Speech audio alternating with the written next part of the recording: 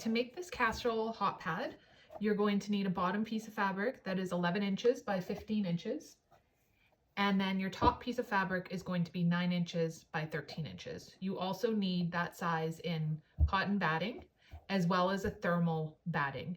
If you don't want to use thermal batting, you could use 2 or 3 layers of your cotton batting. So to start, we want to quilt all of our pieces of batting together. And you can use whatever type of quilting stitch you like. I'm going to do lines at a 45-degree angle.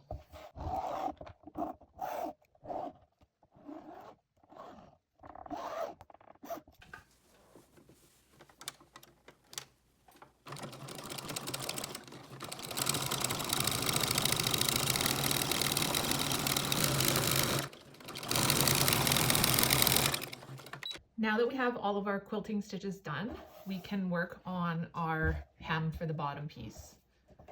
So we're going to have a 1/2 inch mitered hem.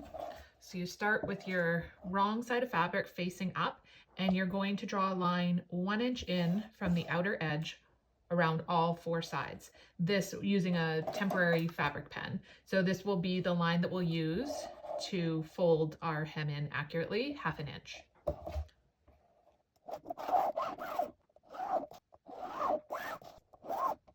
Now we're going to fold our hem in to meet that line and press it around all 4 sides.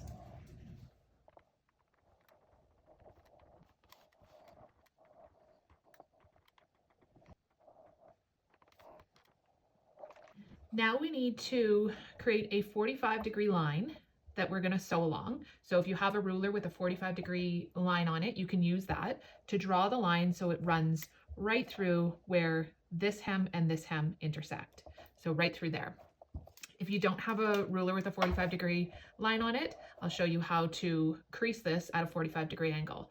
So you're going to fold your corner in, and to make sure that we're getting as accurate of an angle here, 45 degrees, and to make sure that we're folding it in the proper place, you're going to fold so that the edge of this hem meets up with the edge of that hem. So they should butt right up to each other. You don't want it to be too far away, and you don't want it to be overlapping. They should butt right up to each other.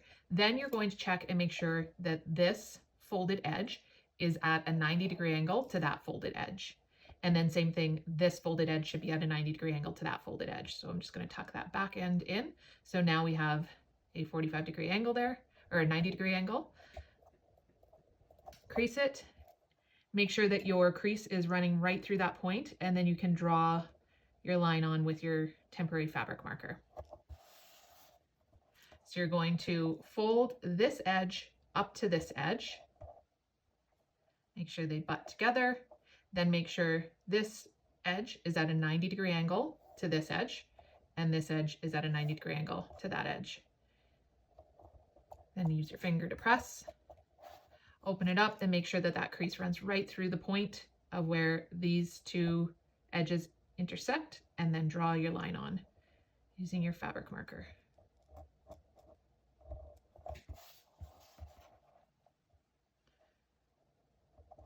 Match up those edges. Make sure it's at a 90-degree and a 90-degree. Finger press and draw on your line.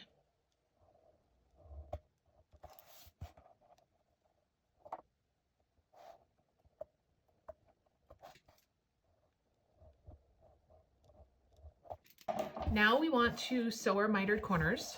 So we're going to fold our piece of fabric diagonally, right sides together, so that we're creating a point at the top. And you can make sure that your lines are meeting up on either side.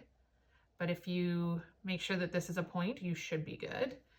And then make sure your edges line up perfectly and they're stacked right on top of each other. You don't want one slightly forward or slightly back. Stacked right on top. And then you're going to stitch right along that line. So I use a slightly shorter stitch for this, and I like to start with my needle on the fabric and then back stitch just to prevent any fabric from bunching as I sew. And then I'll back stitch at the end so that my needle stops on the fabric again.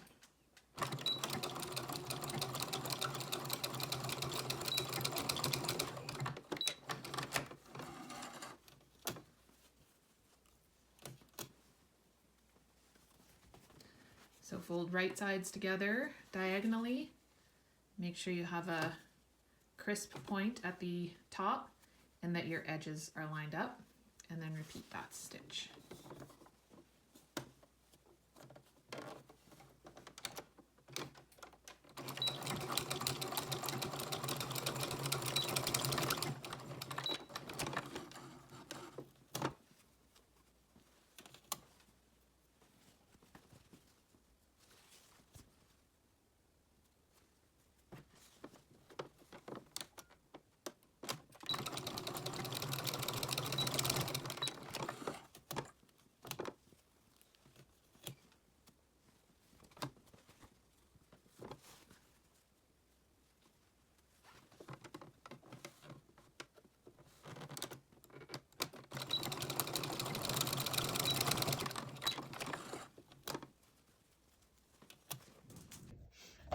Now we have all 4 corners stitched, and we're going to cut off this extra fabric in the corners.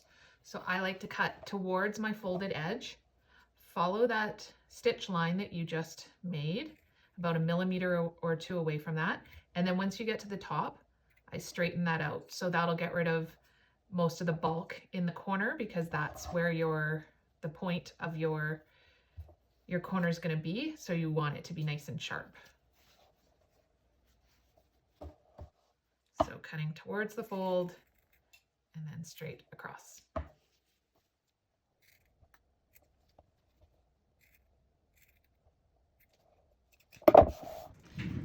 Now you can turn your corners right side out, just using your fingers.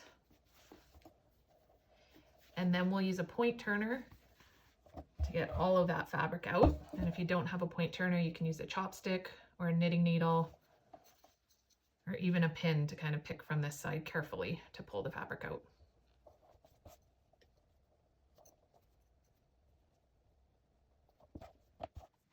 Now we can press our corners down and our hem in one more time so that this is folded in another 1/2 inch, and you can just use the raw edge of this as a guideline for how much to fold it in, and then press your edges.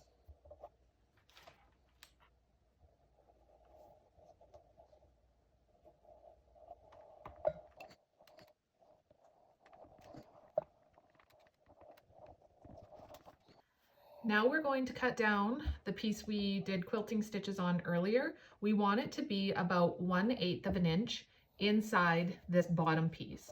So you should be able to see about 1/8 of an inch of your fabric underneath here.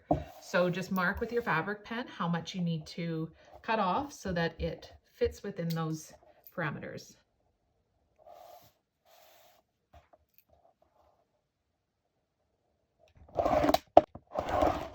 Now my top piece is about 1/4 of an inch smaller, so I can see about 1/8 of an inch of that bottom piece on all 4 sides. So once you have it centered on your bottom piece, just lift up that hem and tuck your top piece in.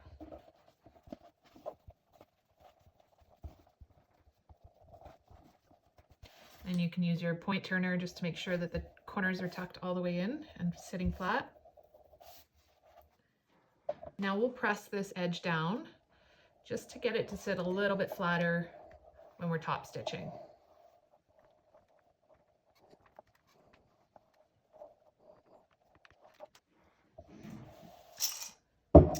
Now we can clip our hem down to keep it in place while we sew, and make sure it's folded over that top piece.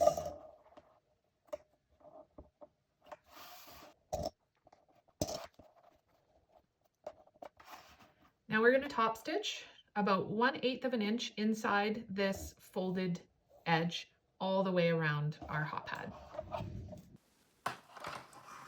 For top stitching, I like to use a bit of a longer stitch, which gives a cleaner look and it helps me sew straighter. And the other thing you want to make sure you're using is a walking foot. Anytime you're working with batting and thicker fabrics, a walking foot will help you stitch over that without the fabric puckering. When you use a regular presser foot, as it presses down as you sew, you can end up with puckers and bubbles. So a walking foot will be really helpful. So back stitch to start.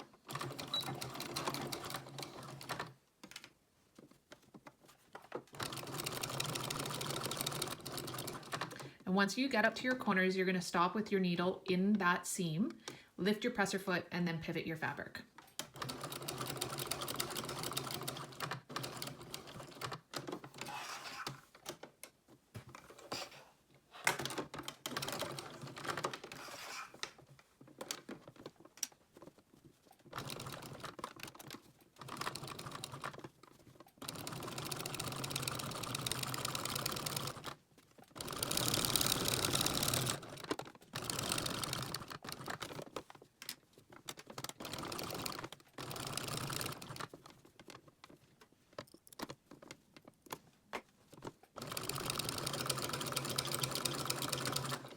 And then back stitch at the end.